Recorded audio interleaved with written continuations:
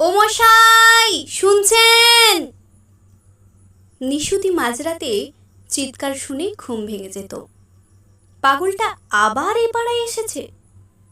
কি যে ও শোনাতে চায় তা কেউ জানে না। বড় জোর 1 মিনিটের জ্যোতি, তারপর আবার সেই চিৎকার, ও মশাই, শুনছেন? আওয়াজটা ক্রমশ দূর থেকে দূরে মিলিয়ে যেত। কুকুরগুলো ঘেউ ঘেউ করতে করতে হাঁপিয়ে গিয়ে একসময় থেমে যেত।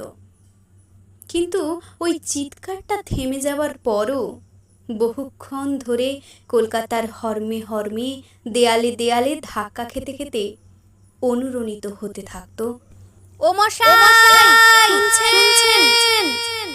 সারা কলকাতা এবং শহরতলিতে কোনো না কোনো পাড়ায় মাঝরাতে কোনো না কোনো দিন চিৎকার শুনে লোকের ঘুম ভেঙে যেত।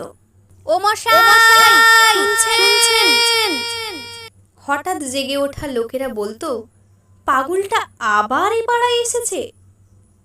আমি তখন তরুণ। আজ থেকে প্রায় 35 বছর আগের কথা। সবে দেশ স্বাধীন হয়েছে। অনেক কিছু বঞ্চনার হতাশায়, প্রতারণার ক্ষোভে ক্ষমতাসীন শাসকরা রক্তগঙ্গা বইয়ে দিচ্ছে। তখনকার কলকাতায় এবং শহরতলিতে সবাই ওকে জানত। জ্বলন্ত দুটো চোখ, এক মুখ খোঁচা খোঁচা দাড়ি, উস্কো খুস্কো কাঁচা পাকা চুল, তালিমারা লম্বা একটা আলখাল্লা, পরনে খাকি প্যান্ট, বগলে পুরনো কাগজ আর পায়ে মিলিটারি জুতো। কেউ বলতো লোকটা ছিল টেররিস্ট, পুলিশের মার খেয়ে পাগল হয়ে গেছে। কেউ বলতো দ্বিতীয় মহাযুদ্ধে ও ছিল মেজর, মানুষ খুন দেখে দেখে মস্তিষ্ক বিকল হয়ে গেছে। আবার কেউ বলতো এক ভরাডুবি জাহাজের ও ছিল কাপ্তান, ওই শুধু বেঁচে যায়। সেই দুঃখে আজও ও অনুশোচনায় জ্বলছে। বলতে চাইছে কি করে ও বেঁচেছে। আবার কেউ কেউ বলতো ও মানুষ না, প্রেতাত্মা। অনেক চেষ্টা করেও কেউ বার করতে পারেনি লোকটা দিনের বেলা কোথায় থাকে। রাত্রিরেও হঠাৎ হঠাৎ এক এক পাড়ায় এক এক দিন উদয় হয়, তারপর আবার তেমনি হঠাৎ মিলিয়ে যায়। একবার নাকি শ্যামবাজারের ছেলেরা ওকে ঘিরে ধরেছিল। বলুন, আপনি কি শোনাতে চান? বলুন। ও নাকি বোকার মতো তাকিয়েছিল অনেকক্ষণ, ফ্যাল করে চেয়ে তারপর আবার চিৎকার করে বলেছিল, ও মশাই, শুনছেন? আর্তনাদের মতো শুনিয়েছিল ওর কণ্ঠ সেদিন। এরও প্রায় 1 দশক পরে বিধবা মা আর ছোট ছোট ভাই বোনদের নিয়ে অকুল সমুদ্রে ভাসতে ভাসতে একদিন আমার কলকাতার বাস উঠল।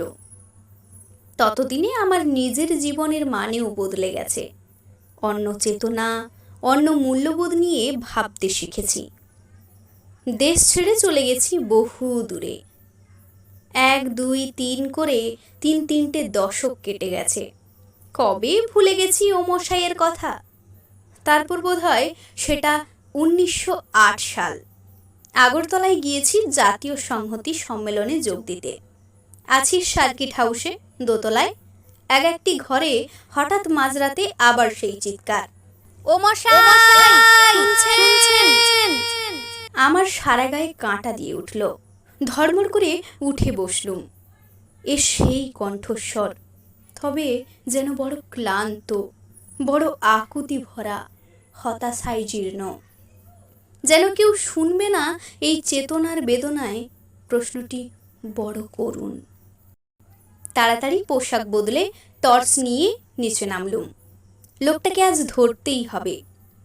আবছা কুয়াশা ঘেরা রাত, সারা পাড়াটা ঘেউ ঘেউ করছে। রাস্তায় নেমে টর্চ চালালুম।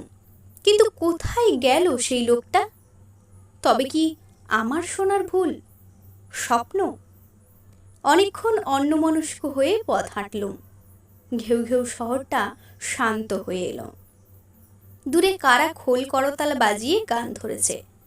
ছোটবেলার কত স্বাদ, স্বপ্ন, স্মৃতির স্বাদ যেন ওই চিৎকারে মিশে আছে।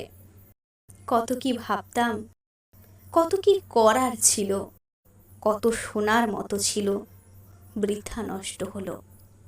কত জমার দুঃখ হতাশা, কত অঙ্কুর আধফোঁটা কুড়িদের ভাষা, না বলতে পারার পুঞ্জীভূত বেদনায় বুকটা যেন ফেটে যেতে চাইল। প্রচণ্ড ইচ্ছা হলো আমিও ওর মতো চিৎকার করে উঠে ঘুমন্ত শহরটাকে খান খান করে জাগিয়ে দিই। ও মশাই শুনছেন, ও মশাই শুনছেন।